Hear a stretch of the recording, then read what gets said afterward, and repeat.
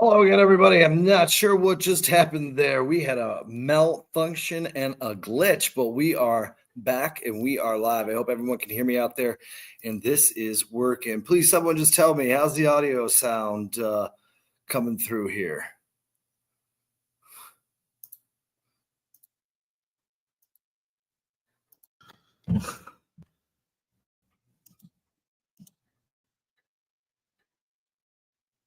But yeah, can everyone hear me? Because I have perfect. I have nobody here. We are getting a late start. Thank you everyone for joining me this first minute. Had a little bit of glitches. The beginning, it's been crazy. We had to hustle up to get in here. Dustin and Brandon should be jumping in. We were at Kyle's baby's first birthday party prior to getting here on the show. Dustin was a little bit further than I was, and Brandon as well. So we should be getting everybody in here really soon. So everybody bear with us.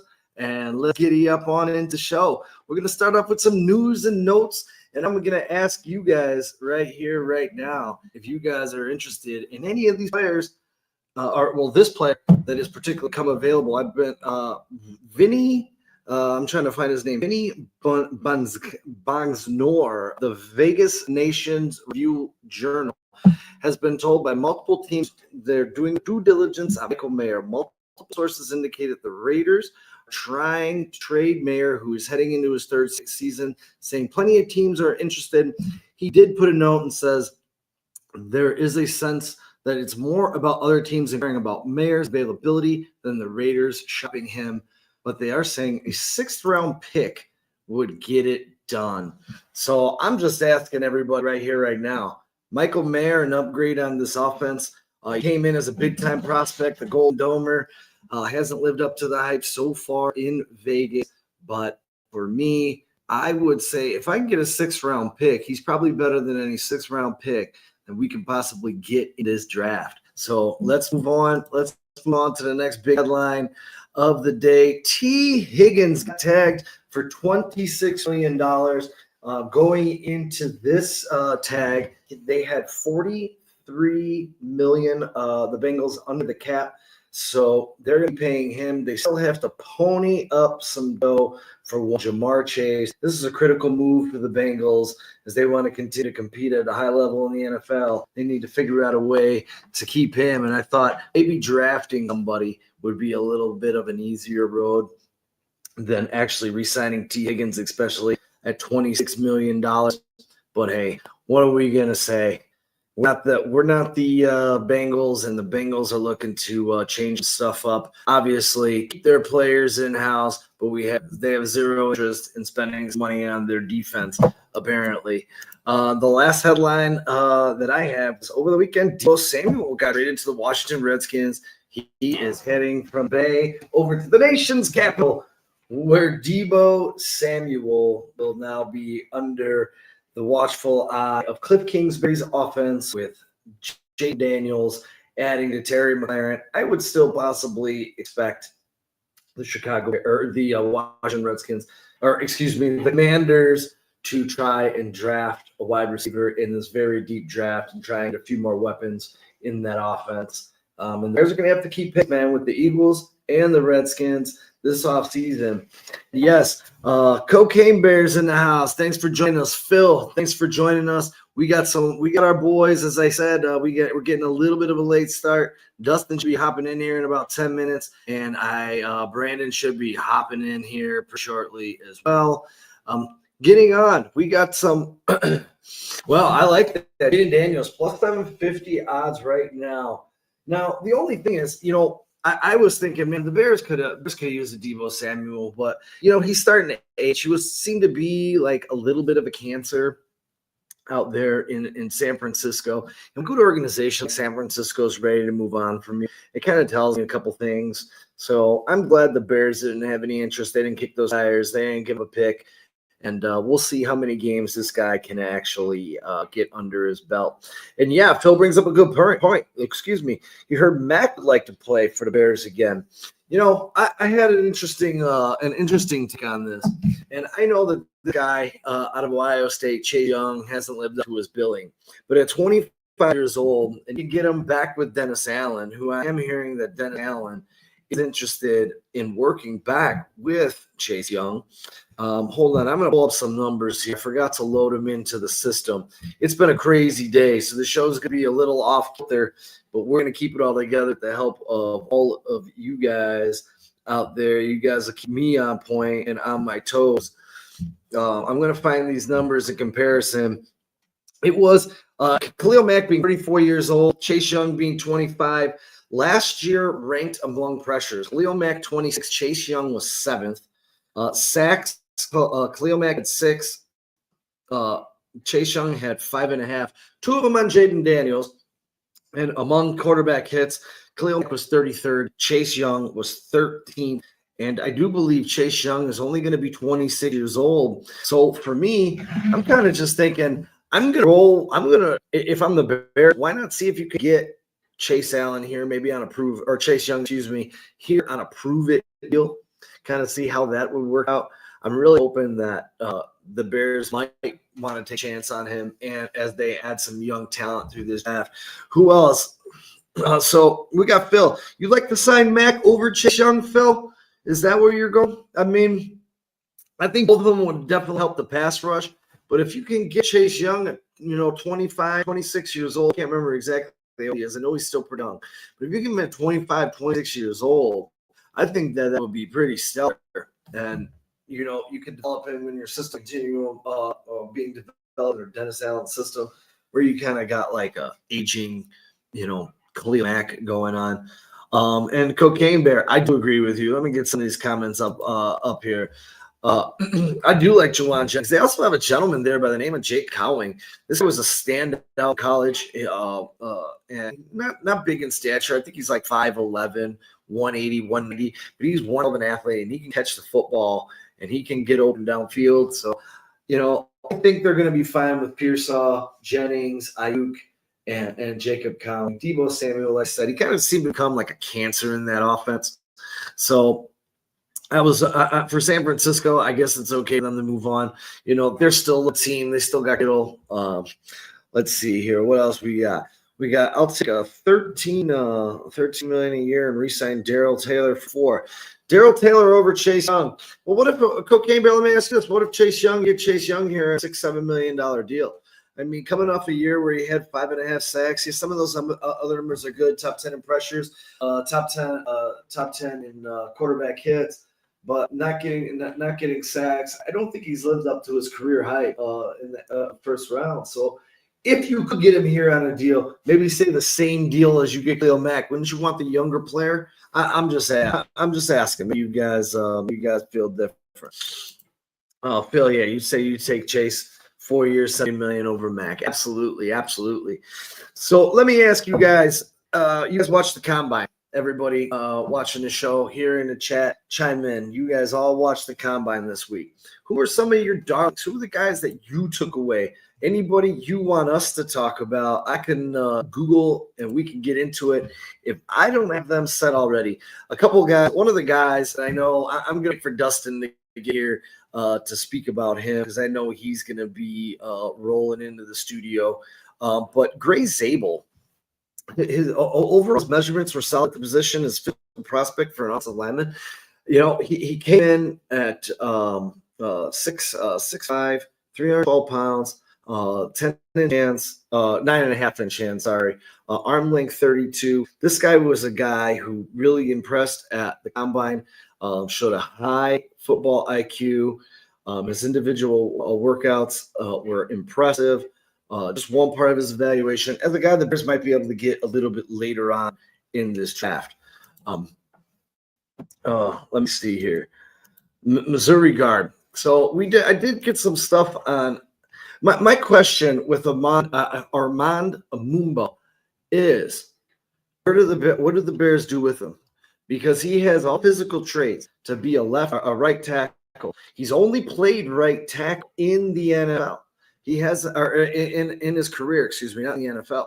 So you're going to bring him to the NFL. You want to move him to guard with the physical traits to play right tackle, draft him, not knowing if he could play left tackle in the NFL because he's never done it in college, in which he was a standout. So for me, he did have an impressive run at the combine, Mr. Mumba. But for me, I say we got to pass on that because, I mean, unless you're drafting him as a right guard, you're moving him over. And why would you want to do that if this guy's a prototypical left tackle? And maybe that spot you can get maybe a top defensive tackle if Will Campbell's not there, or maybe if you don't like Kelvin Banks or one of these other guys. But Muma was impressive. He had I forgot where he was as far as his 40 time. I know it was quite impressive, but Armand, I'm trying to look up his 40 right now. As we go through, we'll come right back to him. There was some running backs, and I know Dustin's going to want to jump into this, but we're going to talk about these running backs here for a few minutes because Dustin has been on the Quinshon Junkins train, and Junkins had fantastic one combine actually. Oh, hey Brandon, what's going on, Brando? What's going on, Sean? I can hear you. Can you hear me? Yeah, I can hear you. I can't hear you. You can't hear me?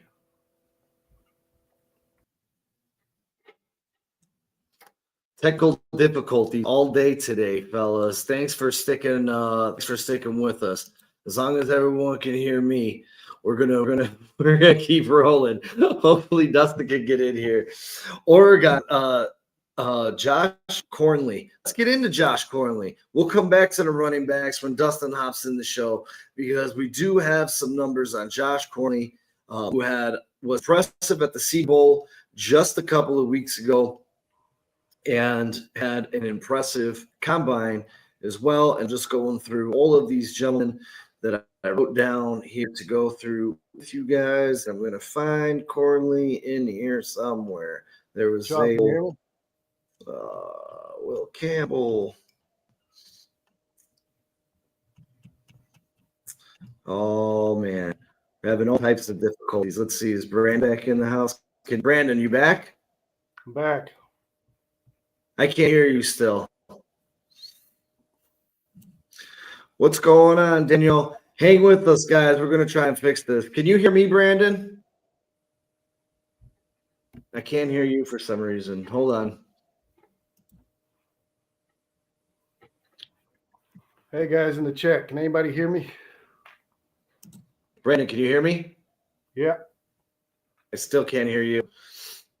Hold on. Let me bounce back.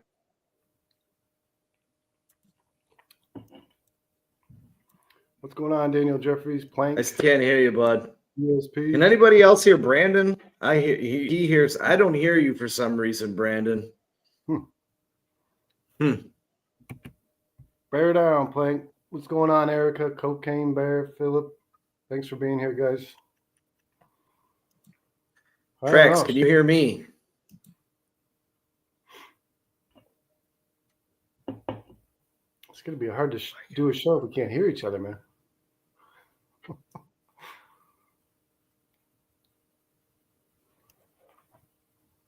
I can't hear you, Brandon. It sucks. This is really, really bad. I'm gonna bounce again. Let's see if we can hear if we can. Sorry, guys, dealing with some things. Obviously, glad to be here tonight. Thanks for everybody who's joined in the chat so far. Wow, we got a lot of people in the chat. What's going on, Trax? Thanks for being here tonight. CSP is in the house. Let's scroll back through some of these chats, guys. Cocaine Bear, you're killing it on the chat. I see you did your combine watching over the weekend, guys. Let me know who you guys think the biggest darling of this year's combine is down in the chat, guys. Let me know if you think, who do you think is going to have the largest increase in draft projection from prior to the combine to the day they're drafted? I think it's going to be Golden, the receiver, who obviously had his show out, guys. Ran a 4.29 in the 40. I believe that's the second fastest time. And I think he was projected as a high second-round pick to begin with. I do see him falling or rising somewhere into probably between 15th and 20th pick in this draft. I think he will be the fourth receiver taken off the board, depending on how you view Travis Hunter as a receiver, as a DB. I think he performed, or no, he didn't show up to combine, but I think he's going to be in the draft as defensive back.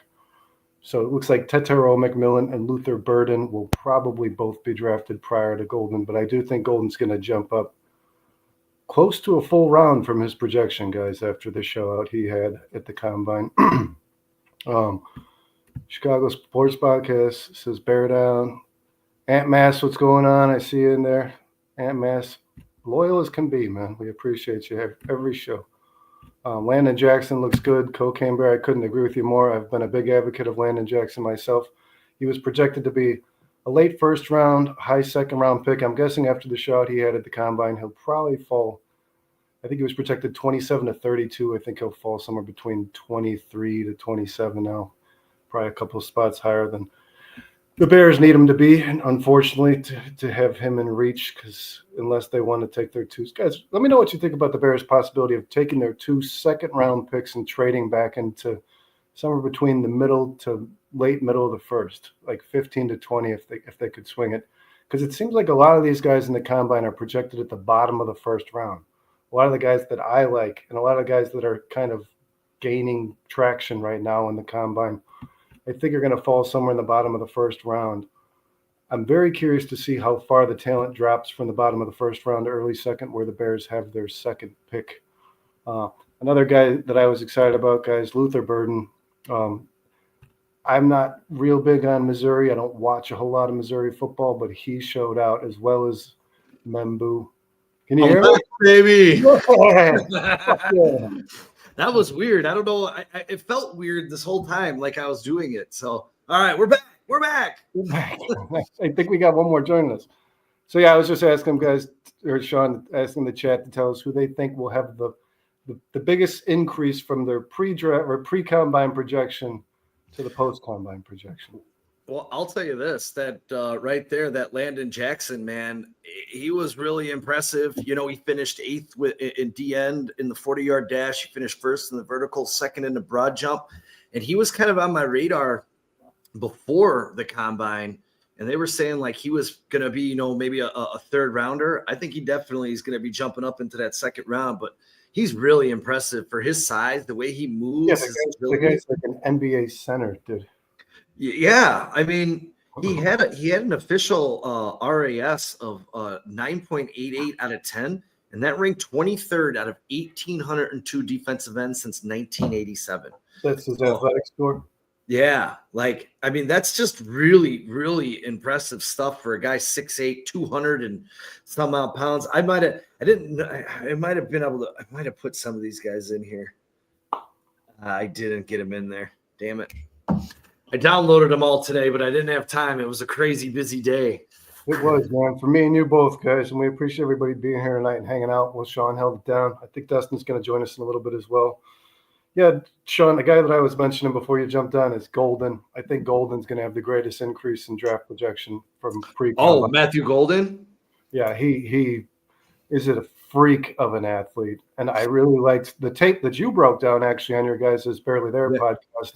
He clearly has the hands and the separation, but he is an athletic monster. Yeah, I actually love Matthew Golden, and I loved him going prior, and I hated Isaiah Bond. I'm not a fan of his at all. The guy can run fast, but he didn't show out. He came into the Combine saying, I'm going to break all these records. I'm going to break all these records. He didn't break anything. I mean, and going into a Combine telling people you're going to run a 4.1 flat is a dumb thing to say. You Usain Bolt. He didn't do himself you guys any. Can't say hi. Well, stop, Dustin. We don't do me. What the fuck? Matthew Golden is that important? For some reason, Golden had the faster time than Isaiah Bond.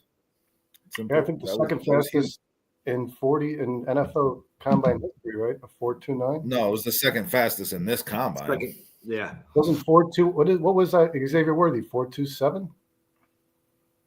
I'm not. I might have been a 4.24, man. I can't remember a 4.25, but it was. They had the cornerback that ran a 4.28, and Golden put up the 4.29 in this Combine. Oh, Nick Imawari? No, it wasn't him. He ran like a 4.48. Not gonna play here anymore. I love him, Sean. If you're bringing him up, he's the best safety in this draft. I've been saying that for a couple months now. You know what's funny is I did a breakdown of him and Starks just to see, and going through their numbers here from the Worthy combine. ran a 4.21. Who did? Worthy ran a 4.21. Yeah, it was amazing. Like the Golden's was not anywhere near close to fastest. Yeah, Imawari had a 4.38, 96 percentile among safeties. Yeah. A great time for a safety his size. He's 6'2", bro. Yeah, and he achieved a perfect 10 on his RAS score. So, I mean, that's about as elite of athleticism as you can get. Unfortunately, probably not in the Bears' future. Listen, if we're talking trade back candidates, he's one of them to me. If the Bears trade back, and I take him over Starks, and I've been saying this for a while, guys. I don't know, Sean, do you think Starks is the better player? You didn't really say which one you like better, but I think Human Worry is the best safety in this draft by far. I think that they're both good at different things, and I think they're going to both be really good all-around players. If you're speaking purely athletics, then yes, Imawari for sure. I like his play better too, man. To be quite honest, I think if you're talking trade back candidates, guys that the Bears could pick, he's high on that list to me. He will be a first round pick. For references, Starks after the combine was compared to Brian Branch, Isaiah Simmons, and Justin Reed, and then you had the Derwin James comparison for and Cam Chancellor for Imamori. So I mean, they're both hanging in really good company, man. They really are. Foster Cover says something here, guys, that I like. Apparently, Foster covered the combine. This draft is so much better than I thought it was going to be. I'm finding 6, 7 rounders and potential undrafted free agents. I'm amazed to go through film. These guys showed, I mean, this class was obviously not very happy with the analysis of them before this combine, because a lot of guys really impressed and really blew out their, as shown, the RAT scores. A lot of guys are gonna move forward in their draft projections before the draft actually occurs. So the rat scores, Brennan? A lot of rat scores. A lot of athletes. Well, I'll tell you, man. There was a couple of guys here that really stood out on the offensive line, and Jared Wilson was one of them. And we talked about him on our offensive line preview a couple of weeks ago, and we didn't dig too deep into him. But I'm going to tell you, his RAS score was 9.98 out of a possible 10. He was second out of 622 offensive centers since 1987. He had better scores than Jason Kelsey, Creed Humphrey, Corey Lindsey, Terry Linderbaum, and Ben Jones. These are all longtime professional centers and really, really good ones in the NFL. Jared Wilson is a guy that really, really creeped up my list, man, watching what he did. Yeah, he's a damn good center. He's the best center probably available in this draft. And when do we get Cocaine Bear in the building?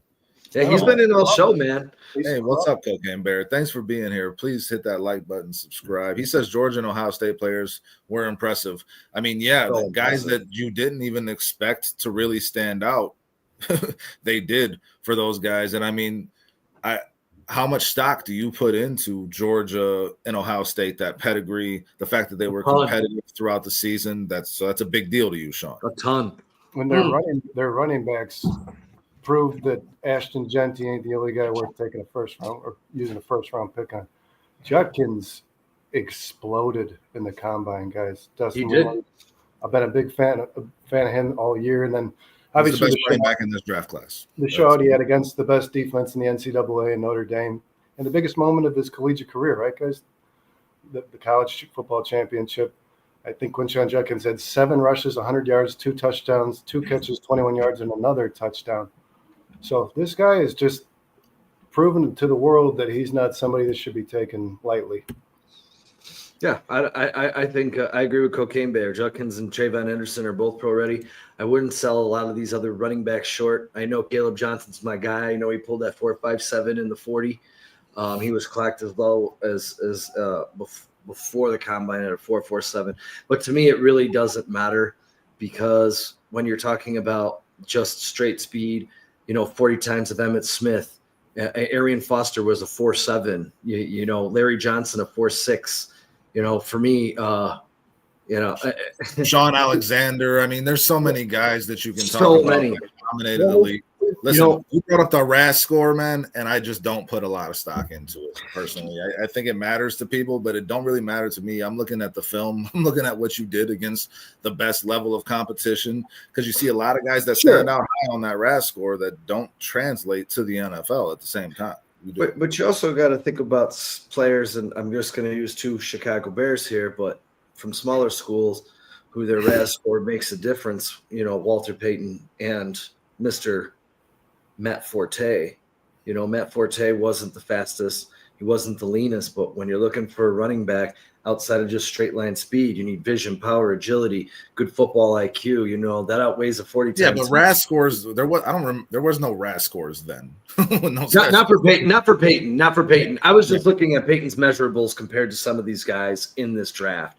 And they're pretty comparable. So his RAS score would have been right around theirs if you're comparing the measurements that he had.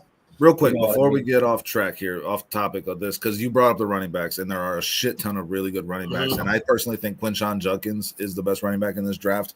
But Omarion Hampton had a hell of a combine, and he should be talked about because he played himself into the first round for sure. Omarion Hampton will be drafted between 12 and 25, 22, probably where the Chargers are. He ran a 4.48 40. All of his measurables were off the charts. That's great. And he put up great physical numbers for a guy his size that runs the way he runs. And he played himself into the first round. Bashal Tootin was another one that kind of went unnoticed, who had a solid combine. And then Cam Scatterbo. I mean, yes. Kid's a monster athlete, man. Justin hates him.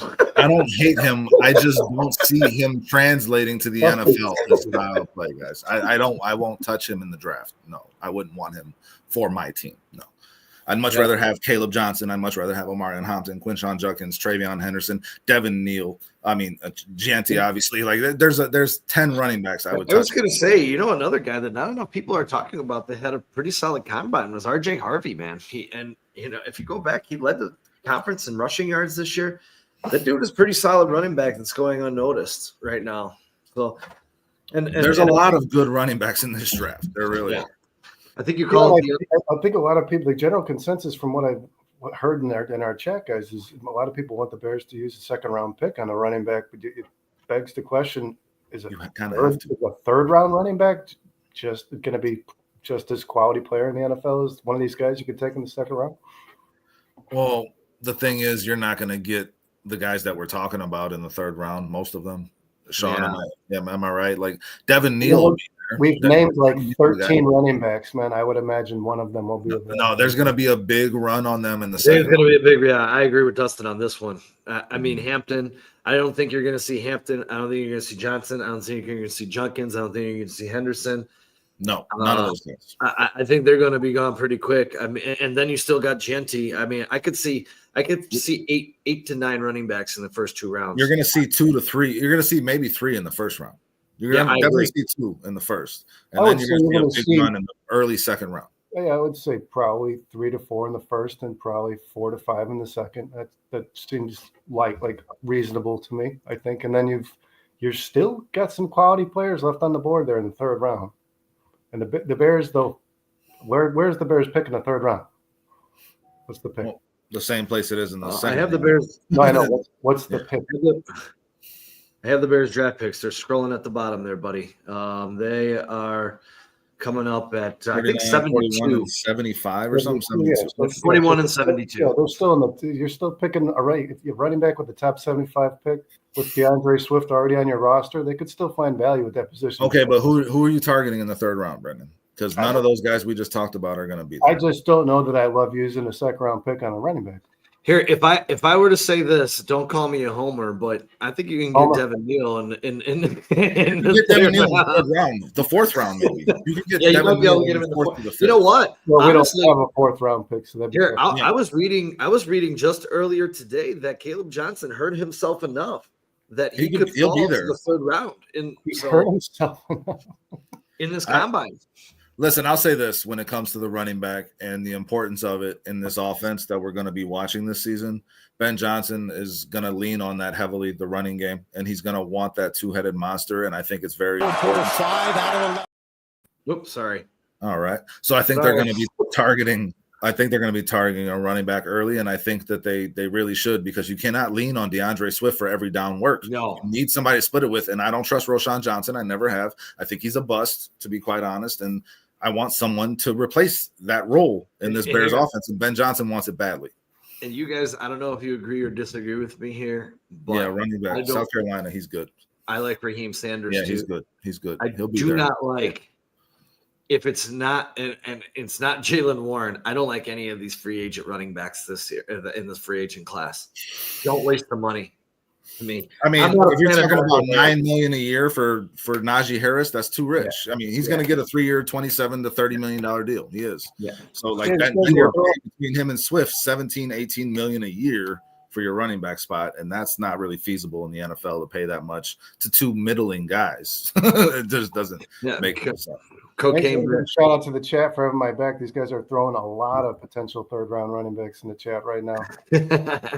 Here, I'll tell you my problem, Cocaine Bear, with Najee Harris. He's said one, Raheem Sanders. he lacks breakaway speed for me. He just doesn't have it as a running back. I want some big play. I want splash plays. I want some flashy dudes. And I think there's so many of these guys that will be, if we want to wait until later in the draft, there's still going to be some guys that will be there. You got to remember, Austin Eckler, undrafted free agent, Terrell Davis, 6th-round pick. I mean, you can find these guys. It's a matter of those guys are few and far between, though. Not as much as you think. Look at look at Tyreek Hill. You think either? I mean, Tyreek Hill was a 5th-round pick, like another one. Yeah, Antonio Brown.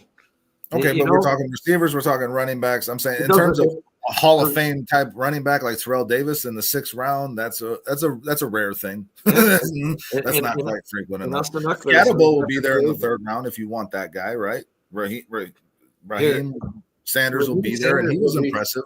Here, I'll tell you this. I love Scatterbo, and Destin and I have talked about him a couple times in the past. But you know who he reminds me of, Sean? No, my only concern is injuries with him. He's an injury-prone player. That's my only. Who remind you of? He works really hard, and he's a hell of a player. But he reminds me of Toby Gerhart. That's who he reminds me of. I don't want anything. That's my what I think of when I see him. I would say Mike Allstott light, but that's nobody's like Mike Allstott. Yeah, no one's like Mike Allstott. I'm trying to. You could say Peyton Hillis. Peyton Hillis for 1 year. that could be any white running back, and he's comparable to him. You got one, Brandon? Throw one out there. Who's your white running back? I don't. The Nigerian nightmare? No, I don't know. We're talking combine, and it was brought up the Georgia and Ohio State guys. One guy, man, and I couldn't pronounce his name, so I had to pull it up here. Tyrion Ingram Dawkins had a hell of a combine. Very athletic dude. I mean, he's 276. He's small for a defensive tackle, which is what he's listed as. But he could be a hell of a steal in the 3rd or 4th round. Again, I know the Bears don't have a 4th-round pick, but if you're talking about a 3rd-round pick for a defensive lineman, if you need to get one, he's a high upside guy, and he comes from that Georgia pedigree. So somebody to watch, I think, who had a really good combine.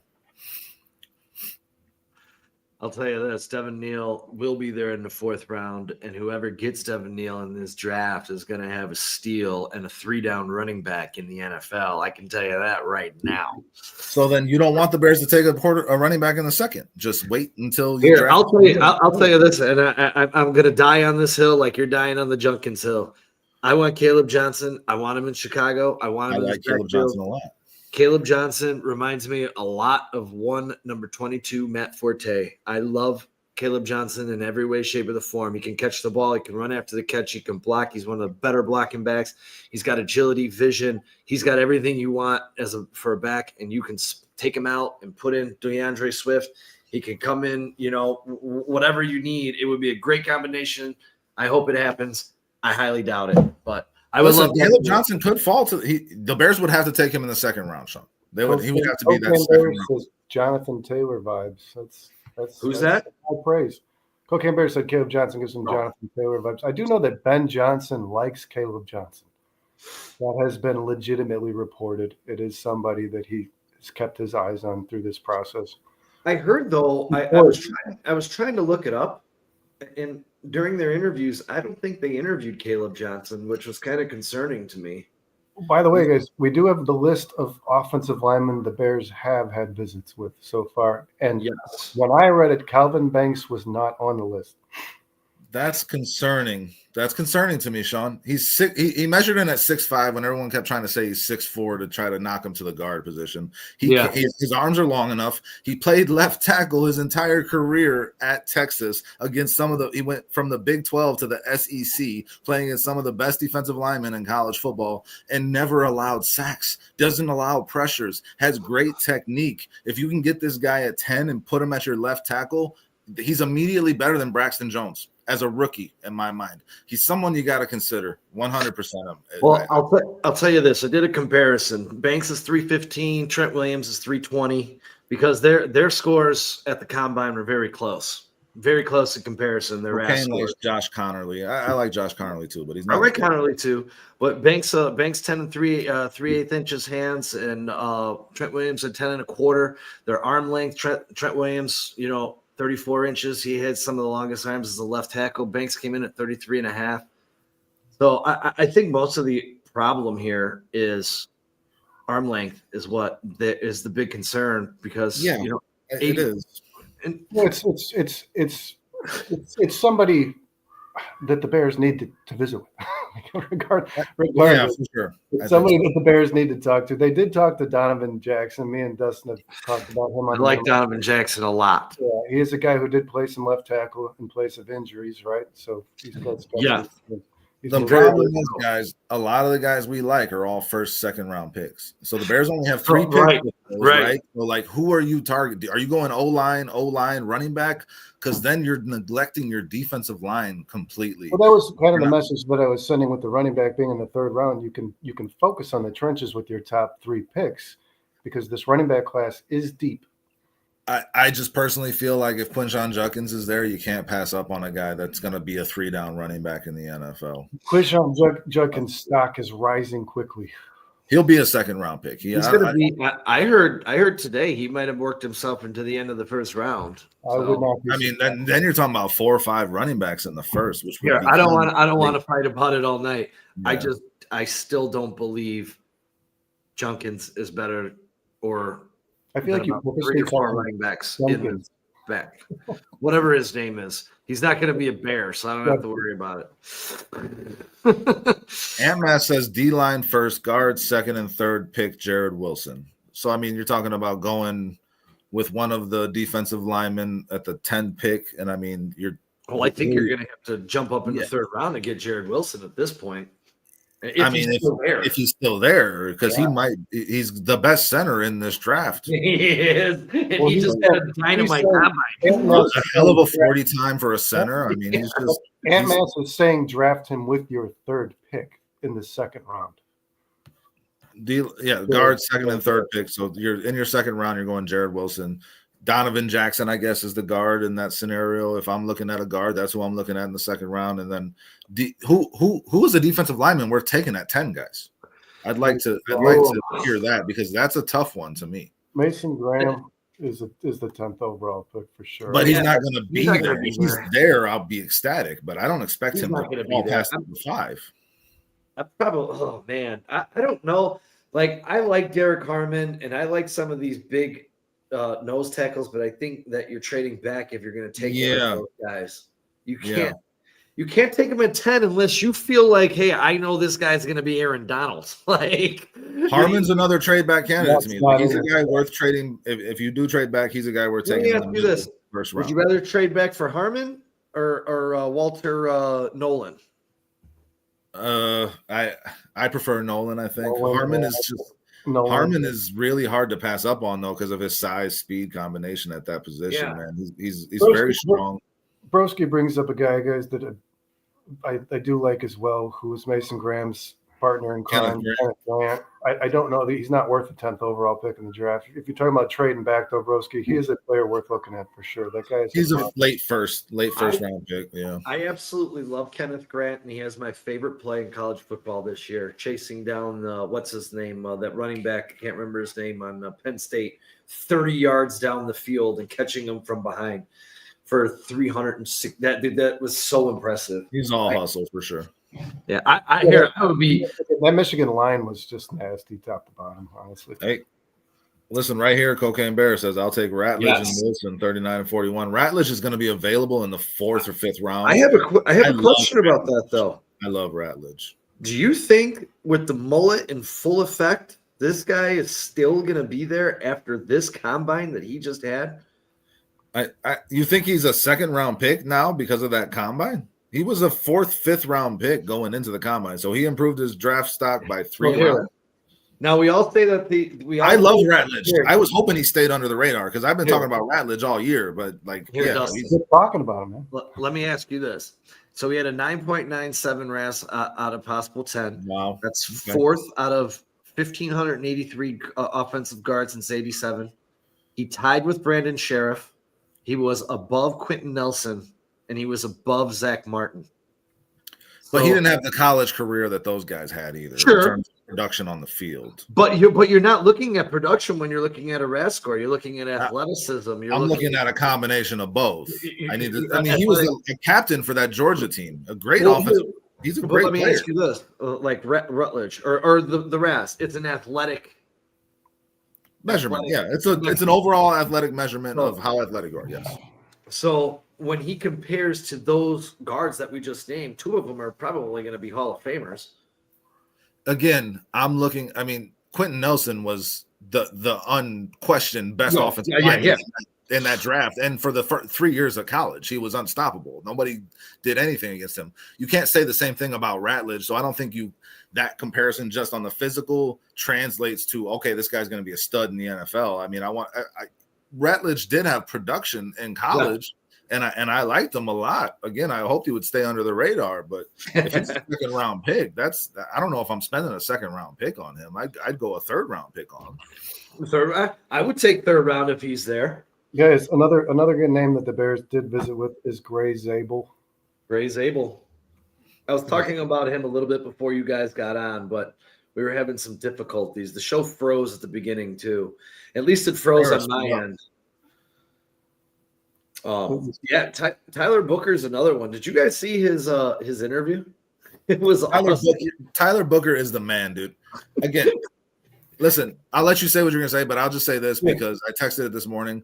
Like, as the more I keep thinking about this draft, and me and Brandon have talked about it previously, I think Tyler Booker is a blue chip player in this draft. I think he's a top 12 guy in this draft. I'm taking him. I'll just take him at 10 and not have to worry about that position for the next 10 years. He'll be a Pro Bowler immediately. I think he might be the best offensive lineman pound for pound in the draft. He is. I think he is too, Brandon. I think I agree with you. I think I would just take him at 10 and just not have to worry about that. Move on and then go from there. You don't think you want to move back to get Tyler Booker and see if you can get some draft capital? You don't think he'd still be there between dangerous game? It depends on how far, because his stock is rising as well. I don't think Dustin's the only person that has this the general consensus. Well, Tyler Booker had a great combine. Should be ranked higher regardless of his position. I think the only reason Tyler Booker hasn't been projected at top 15 pick is because he's a guard. He's a guard, and that's what he's going to be. But is Tyler Booker that Quentin Nelson that you're talking about? He is. Yes, exactly. He's an animal. So and Quentin Nelson was taken 5th, I believe when in his draft. And I think a lot of people just kind of frown upon the idea of drafting a guard with a top 10 pick. But if he's the best offensive lineman in the draft, guys, that's what improves your team, right? Don't overthink that. Yeah, that position. He's a massive human, man. He definitely, you put him on that right side next to Darnell Wright. Yeah, he's like 6'5", 355. I mean, and he moves, man. Like I said, big men like him shouldn't move like that. He's impressive. Yeah, I do. Listen, Sean, what do you think? If the trade back game is a dangerous game, like Brandon was saying. Like, you don't know if he could go at you trade back to 15, he goes 13 or 14. The Dolphins need a guard very badly too. The Dolphins will be looking at a guy like Membu and Booker at that 13th pick. So you're playing with fire if you trade back. Is he worth just taking that 10 and saying, okay, I got a Pro Bowl guard for the next 10 years? Well, let me ask you this: if they're talking about moving Membu over to right guard, would you take Membu over Booker or Booker over Membu? No, Booker. You take Booker over Booker because I don't need a right tackle, which is what Membu would potentially be if he stayed at tackle. Yeah, that's what he's grading out. But I was reading today that it would be very easily for him to transition to a lot of people think he'll be a guard in the NFL, but a team like the Jets might think he's a right tackle, and they'll draft him at 7 to put him there and just his measurements are good enough to play right tackle in the league. They are. I didn't like the idea when they were saying that the Bears could move him over to left or slide Darnell Wright over to left. Putting Darnell Wright and anyone who suggests that, I just want to slap. It is the dumbest shit I've ever heard. And I've asked you guys this. I've asked the chat this before. Me and Dustin have discussed this. How much value do you put in the fact that Tyler Booker plays on the left side of the line? Because you are weak on the left side of it. You need, the priority shouldn't just be the line.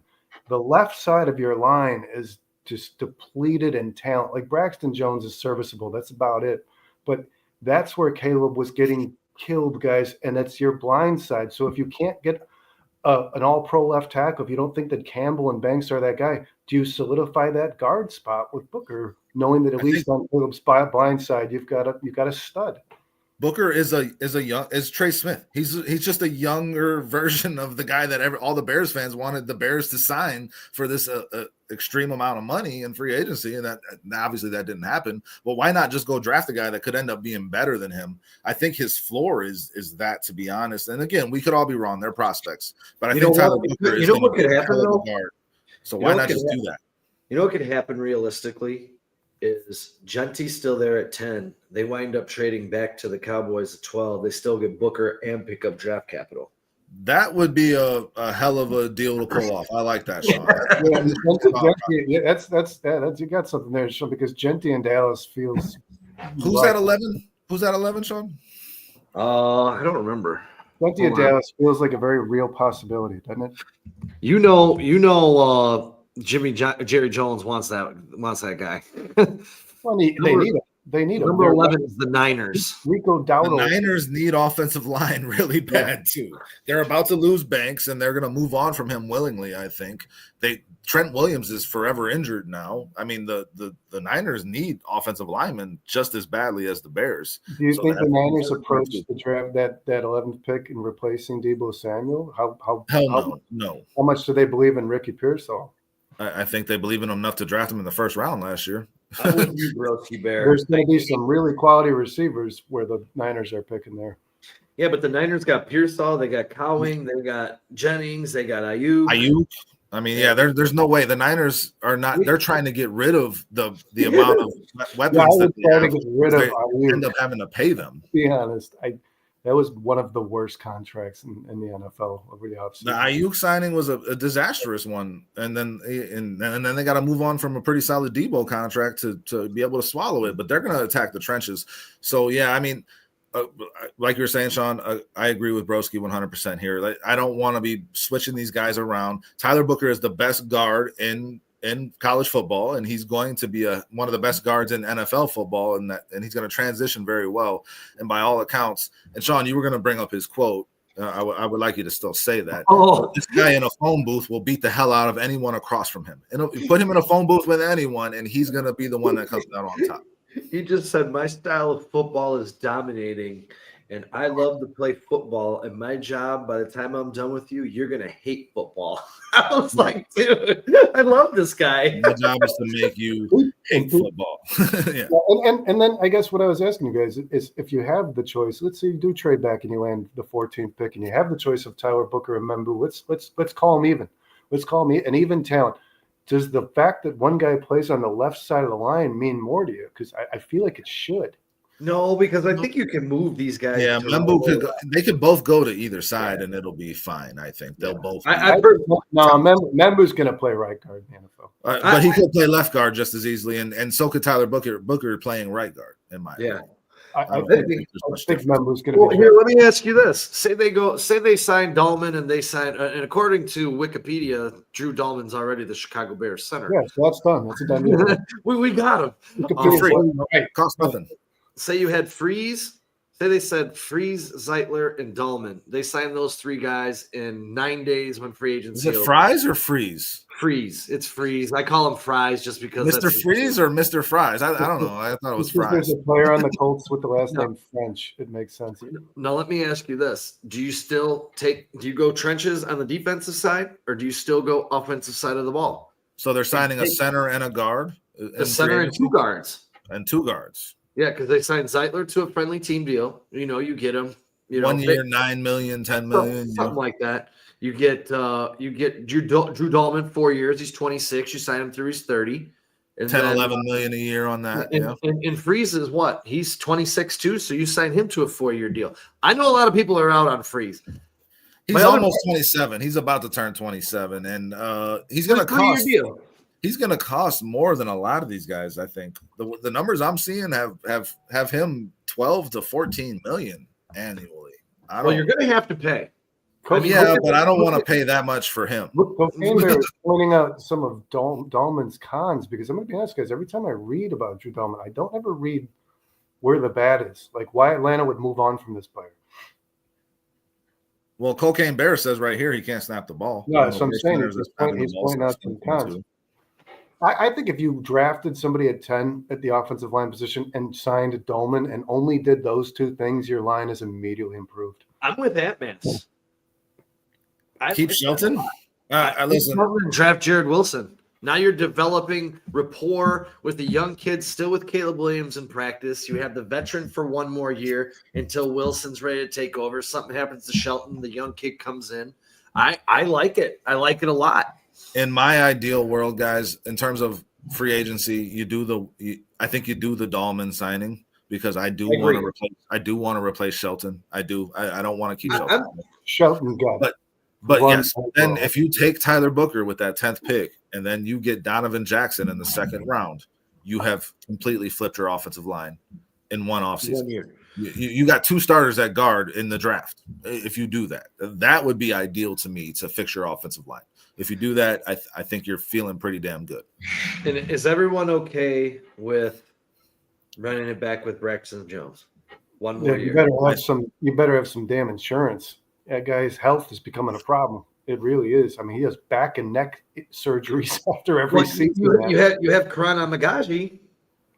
Yeah, the Bears drafted him because they do expect him to be a left tackle. They drafted him with the intention of being able to move on from Braxton Jones if he does not step up and play to earn a contract. That's why they drafted Amagaji. So that you do have that insurance kind of in place. Amagaji had a very rough rookie season, which was to be expected with the limited time he had to practice to transition to the NFL. But I mean, I think you kind of have to run it back with Braxton. I mean, unless you're taking a choice. There's not really every left tackle in this draft has concerns. Every single one of them. There's not a legit can't miss. There's no Joe Alt in this draft. So why not secure the inside of your draft where the talent is much better and much stronger, and even the left tackles are being projected to be great guards, the Banks and Campbell. Like, why not just lock that up, take 1 more year with Braxton Jones, see if Karan Amagaji develops, and then you're back here next year if you got to make that decision in free agency or the draft for the left tackle. Hey, Cocaine Bear, I'm with you. I hated the pick when he drafted him. I hated it. I hate it today. I hated it then. I'm going to probably hate it over the next couple of years till he's off this team. I'm sorry. But who is the guy? Here's the question for all the chat. Who's the guy that's going to put on your offensive line that's going to be your starting left tackle from free agency or the draft that's going to be better than Braxton Jones? I think Kelvin Banks would be, and I think Will Campbell would be, honestly. Let me ask you guys this. Not tackles. What if the Bears who's healthy? And I know this isn't going to be a very popular name to say. What if the Bears sign Cam Robinson to a short-term deal and move Braxton Jones inside the guard while they continue to try and find the team's franchise left tackle?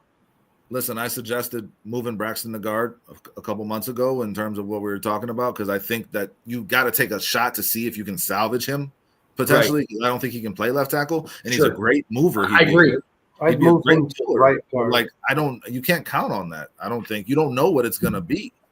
So if you're counting on Braxton Jones to be your guard, your starting guard, and you haven't even seen him play, Brandon, I mean, how do you count on that going into the season? It's rough, and you're already looking past the benefit of him staying healthy. This guy the injury thing is becoming a concern for me, guys. I don't know about anybody. Like the Tevin Jenkins story has written itself. Braxton Jones is going down the same road.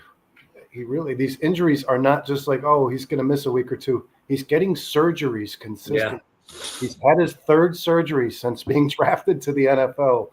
That's a problem. You know, Foster Covers brings up and says the tackle class will actually play tackle class of 26 is the true left tackle class is better, much better in 26 next year. So maybe you just wait a year. I mean, if I'm looking at I just said it. If you're looking at the amount of talent there is on the interior offensive line in the draft and free agency, and the lack of it at left tackle, it's kind of being decided for you. You know what I'm saying? Like, I want to replace Braxton Jones. I have been down on Braxton Jones since the Bears drafted him. Since his first game, I have not been a fan of Braxton Jones. But I don't know what you're doing to replace him with somebody that's better, short of just drafting Kelvin Banks and saying put you at left tackle, which I am for. I am for that. Well, there's another way to approach it potentially. Let me throw this in there, guys. We did talk about the players that the Bears have visited with. Another player they visited with in this draft is Josh Simmons, who is the truest left tackle. You guys know where I stand with Josh Simmons. Oregon State produced those guys, Cocaine Bear, not Oregon. Oregon State. So the Bears did visit who's probably looked at as the most true left tackle in this draft, right? Brandon, if he wouldn't have got hurt, he would be a top 5 pick in this draft. He'd probably, he would be, especially because, like we just said, it's a very weak class. Yeah, he stands out. You know what I mean? Yeah, compared to some of the players who are potentially going to play tackle in the NFL. That's another trade back candidate, Sean. The miracle thing that I heard, which is truly a miracle, because I believe he got hurt on November 7th or right around then. They said he's actually going to participate in his pro day, which is March 26th, which is insane because they said this is a 6 to 8 month injury. I don't know what he's planning to do at his pro day. He was at the combine. He did get measured at the combine, and he did interview, I believe you just said that, Brandon, with the Bears. So the Bears definitely got into his medicals.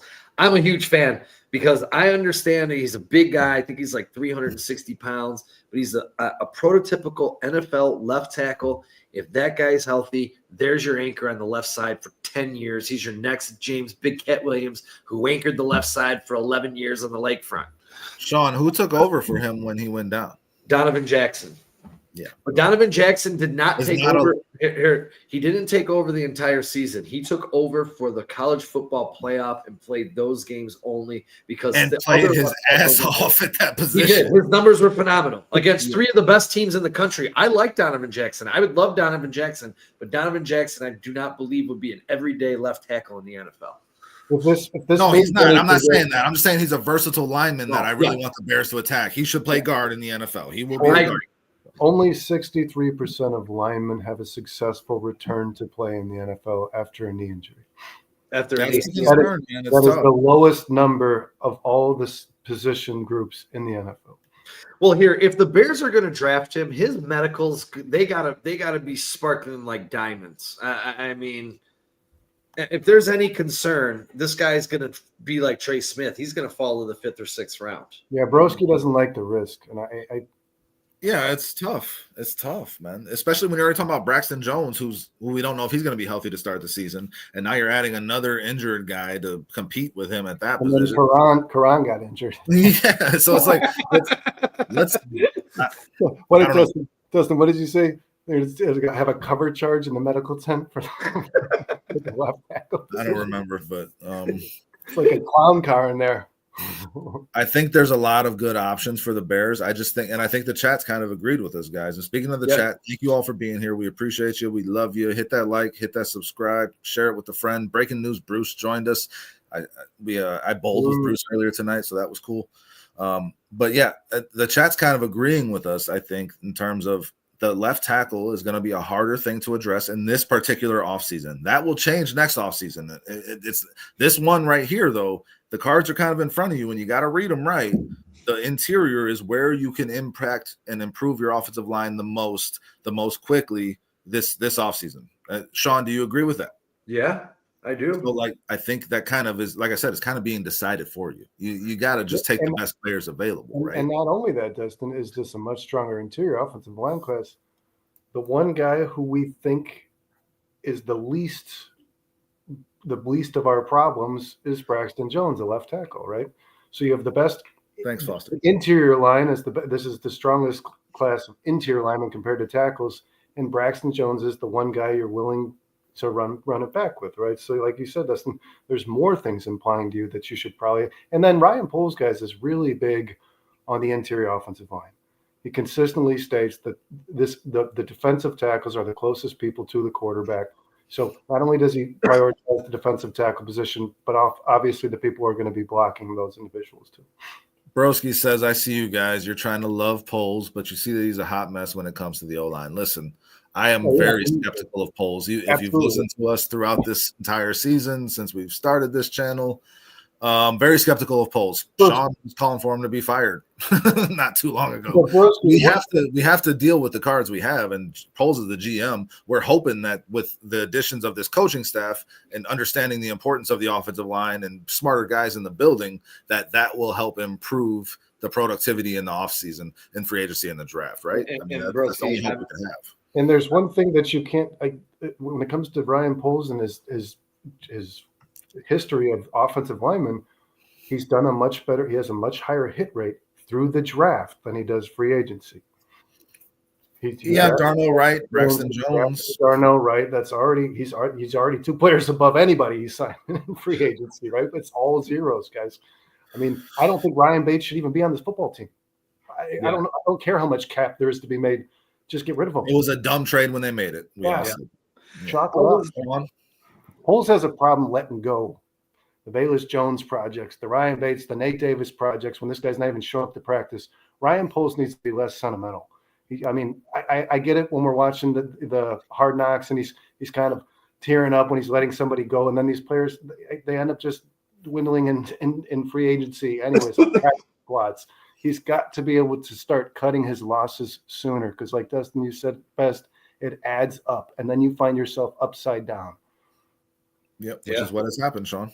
It continues to happen. And, this is – I said this on Wednesday, and I feel like 1983 was a catapult that changed the Bears because they nailed that draft. And this is the kind of draft that Ryan Poles has to put together this year. Because we have 8 picks in this draft. If he can't hit on at least 5 of them, the future is still going to look grim. He cannot keep missing on 3rd and 4th round picks.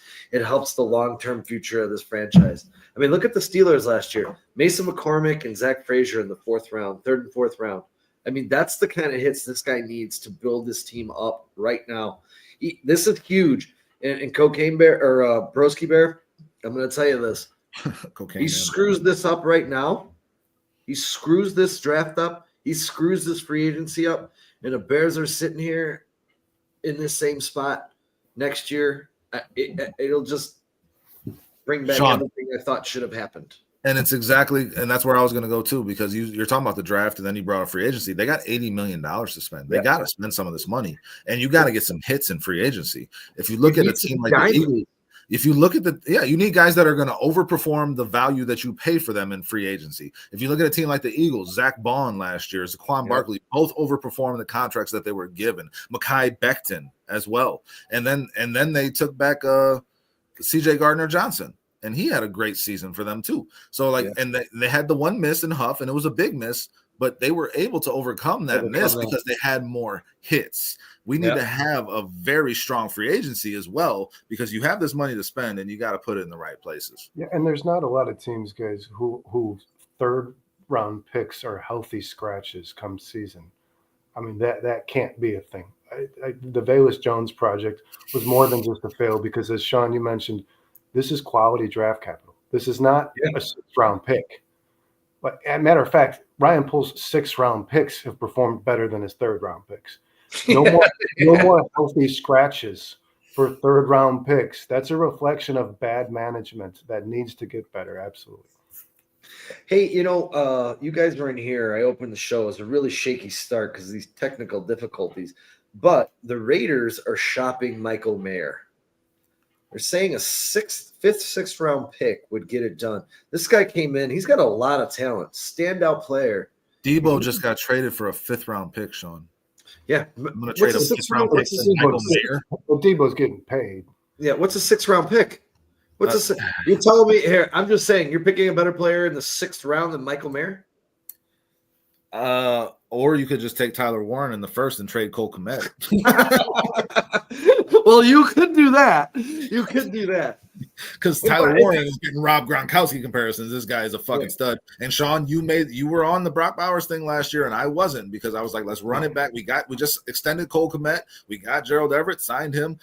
Bowers would be a luxury. We should have taken Bowers because he's turning into the best tight end in football. And if Warren is there at 10 and he's the best talent available, he could turn into one of those guys too. Cole Kmet is an average player. He's a replacement level player in my mind. Warren is going to be a star at that position. I would rather do that than trade a 6 for Michael Mayer. I'm not that high on him. I was a little bit, but I'd rather have a stud at that position. Well, he was the best tight end in the draft that didn't have very many good tight ends. Yeah. I think that's the draw of Michael Mayer, because I think they used a 2nd-round pick on him. Yeah, he was a high draft choice. He ended up falling to the second. Guys, when the best tight end in the entire college class is drafted in the 2nd round, it's a bad time. Isn't very good. I wanted Verse at that 9 pick too, Cocaine Bear. I'll tell you this, and I know he ran, and I forgot to load the pictures because it's going to load these up so you guys can see them. I'm so pissed I forgot. Gunnar Helm out of Texas. That dude's going to be one hell of a tight end in the NFL. Mark my words on this. He ran his 40 after he twisted his ankle. They took pictures of his ankle. He ran his 40. This shit was like a balloon and black and blue as can be, and still ran his 40. He was a stud at Texas. Well, that's very ill-advised. You know what, dude? You're playing for your draft status. These guys don't give a shit. That shows a warrior mentality, dude. I kind of really like that. Benefit your draft status running on an injury, man. It came out. Listen. I see what you're saying, and that proves that this guy is grit. He's tough. He's probably a player who's good. Sean, you know what that says? When he gets a subtle injury in the NFL, he's going to play through it. That means a lot to teams, but also you can do a lot of damage to injured ligaments. Sure. You continue to run on them. You know what I mean? He's putting himself out there at the combine you can't fault the guy for that, man. Foster Covers throws a name that I'm not familiar with, guys. I don't know if you are. Luke Lachey. Luke Lachey. What team is? I'm not sure. Where's he play, Foster? I've heard the name, but like a 7th round tight end, I haven't done my research on those guys. No, I haven't either. He's a tight end. Foster's watching a lot of film. Oh, he's a tight end out of Iowa. All right, I'm all in. He's an Iowa tight end. Let's go. Yes, where was Michael Mayer was Notre Dame, right? Michael Mayer was Notre Dame. You're talking about the 2 programs: Georgia, Iowa, Notre Dame. These are the programs that fill the weeds. I know I've said this many times. I'll say this many times before. I love big-time players from big-time organizations, Alabama's, the Georgias, the Ohio States, the Michigans. Give me those guys because they're Penn State. They're playing quality competition against quality competition. And this is why, and I know this is a big, Genty. I am taking Caleb Johnson over Genty. I know everyone thinks Genty is all this and all that. I like the competition and the numbers that Caleb Johnson put up against quality competition opposed to Genty playing in the Mountain West against players that will not be in the NFL. Judkins did it in the SEC and the Big Ten. Judkins did well at Ole Miss. I certainly don't like that Genty put the ball on the turf in the biggest moment of his career in college. So why I love Judkins after Destin kind of turned me on to him is when it mattered most and when he played the toughest defense he was going to play in the biggest moments, right? I mean, we saw Notre Dame's defense came out to play, guys, but he torched them. And that, to me, that's a pro. when you're facing your biggest moment with the most pressure you've had in your entire football career from little league to now, and you show out, that's You get 3 touchdowns. That's worth Yeah. more. That's worth more than a combine show out to me. You know? There's a couple good tight ends. That Arroyo from Miami's pretty Miami, good. yeah. Yeah. But and who's the other guy? Colston Loveland. Guys that didn't really have big seasons, weren't really used a lot in that offense, but they're projecting to the NFL as like much better players than how they were utilized in college. But that's those are other guys that you're kind of taking chances on, projecting them out based on their skill set versus judging them on their production. You know, so do you guys realize that at this time next week we're going to be talking about the tampering period and the players that the Bears are going to possibly March 10th, baby. Yeah, dude, we might have contracts to talk about. Last year, the Bears kicked that off, didn't they? With DeAndre Swift, I think it was the first piece. I think you're right. If they weren't the first, they were one of the first to. Yeah, the Colts got the bet phone ready. Start tampering. This is just my begrudging but necessary reminder of how ecstatic we all were when the Bears traded for Keenan Allen and started out free agency by getting DeAndre Swift and the coaching hires that we made and everything. How high we were on this Bears team with all the moves they were making. It still got to happen on the football field, guys. So like, let's just keep it in perspective. I expect the Bears to have a good offseason. They need to. But let's keep it all in front of us. See if you can see that. Crazy. That was Gunnar Helm's ankle that he ran his 40 on, dude. Why does that look like a baby doll leg? That's Gunnar Helm's ankle, dude. That's crazy. This is what his foot looked like normally. Like, dude, you're kind of right, man. Like, why do it? But these guys are playing. Especially since the guys who are skipping the combine entirely because they know how important it is to stay healthy. Guys running on one leg. Broski points out the Penn State tight ends for our youth: Mike Gesicki, Brenton Strange, Theo Johnson. Tyler Warren will be the best of that group by far, I think. I agree. Tyler Warren's already better than those guys, honestly. So here's a question. Here's a question. So we're talking about all this, and it just popped in my brain. So the Bears are picking at 10. Do you pick best available player, or do you pick player best need for your team? No, best available player. Best available Bears player. need talent. Always. Yes. VPA. Yeah, and I think that if you're taking a Tyler Booker, regardless. I think if you're taking Tyler Booker specifically, you're addressing one of your biggest needs, and you're taking potentially the best player available at that spot. Now, if Tyler Warren's there, I think Tyler Warren is probably the better player at their position of those two.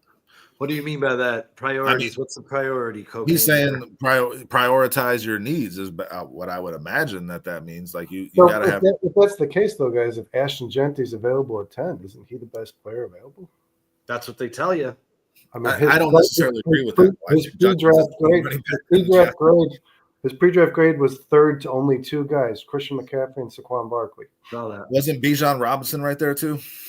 Yeah. No, behind him is actually Joe Mixon. Joe Mixon was fourth. I think Bijan was in front of him though on that list as well.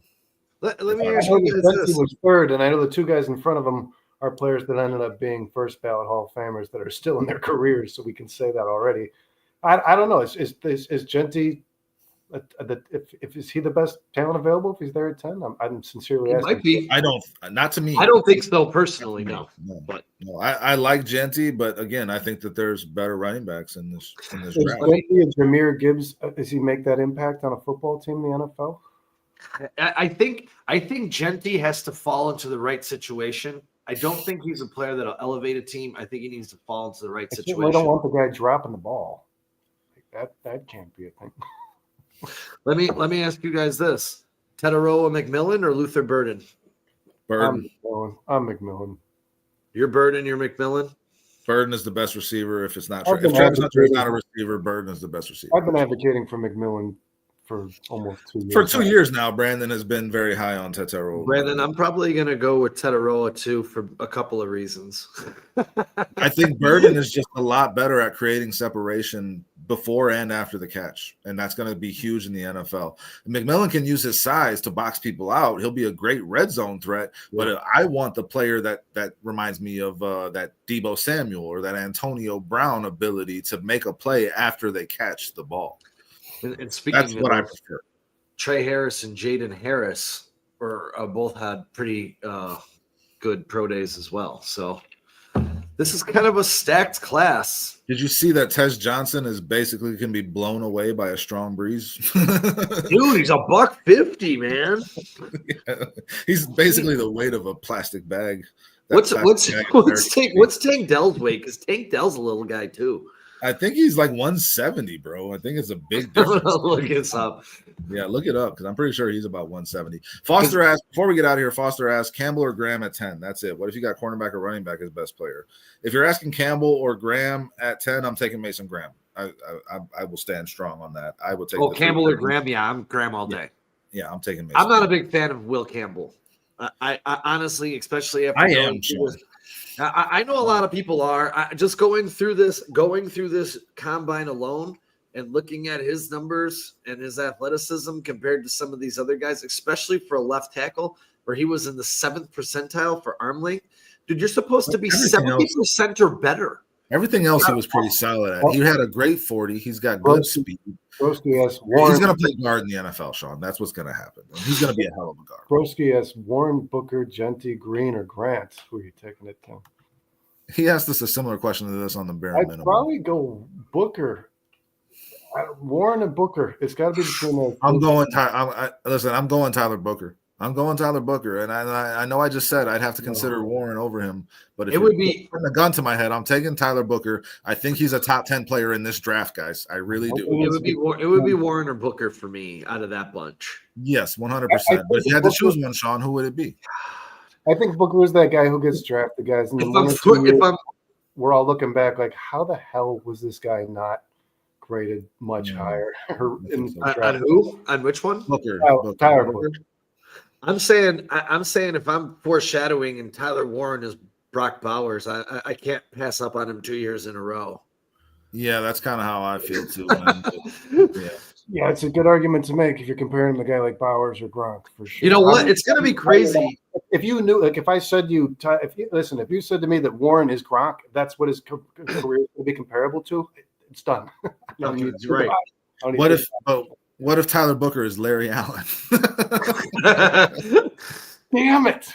Yeah, that makes it a real tough decision. Here, I think that it's tough decisions, but I think all of them are can't miss prospects in this draft. So if we get one of them, I think the Bears should be pretty happy. That's it, Sean. That's what we've been saying this whole time. Me and Brandon have been focusing on that for sure. On the bare minimum, you get the best player available. You have to get. There's only 10 to 12 blue chip players, real elite first round talents in this draft. The Bears have to get one of them at 10, which is why I don't really want to trade back, man. I've been thinking about it more, but stay at 10 and take one of these top 10 players in this draft, man.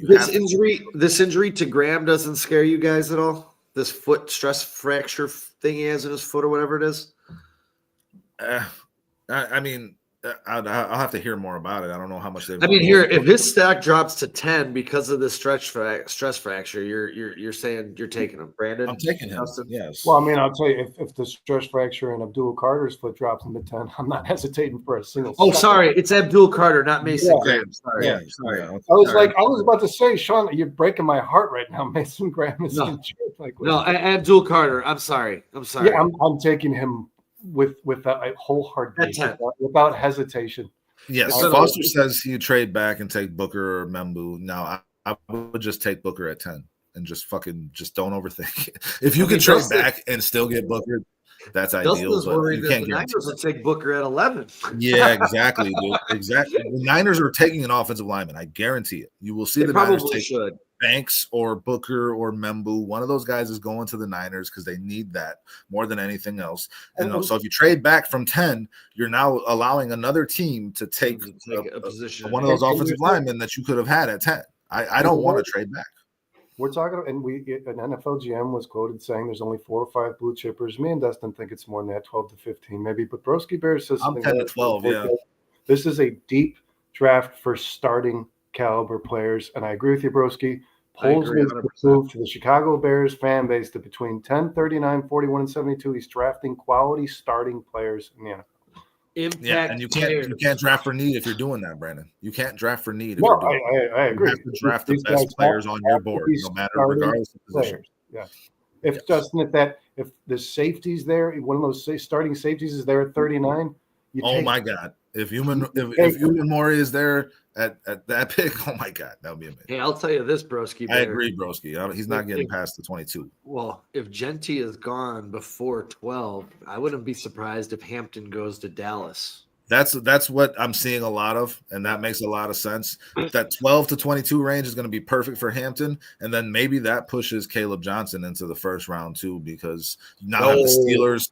No, but you have the Steelers, you have the Chargers, you have multiple teams that are in need of a workhorse running back, man, in the first round.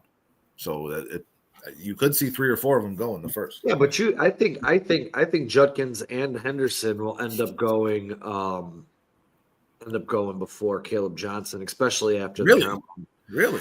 Especially after the. I mean, I don't understand why everyone's sleeping on Trayvon Henderson, number 1, dude. The guy's a straight up stud. I don't think I'm sleeping on him. I just don't think he makes sense on this Bears team because he's redundant. I agree. With DeAndre Swift, they're the same type. I agree. I agree. I want to give a shout out to everybody in the chat as always. Bruce, Broski, Foster, Cocaine Bear. I'm going to throw the bear in there. I don't like just calling you Cocaine. Trax was here earlier, guys. Thank you, Trax. Erica, Aunt Mass, everybody who made it here tonight. Kyle will be back on Wednesday. Kyle had a birthday in the family, so that's cool. Yeah, happy birthday. Yeah, we all went to the party. It was a nice time. Thanks for inviting us, and it was a good time. And also, I want to say thanks to Sean. We got our baby shower gifts. Appreciate you, boss. Awesome. Well, thanks, Sean, for kicking this off. Sean, good job today.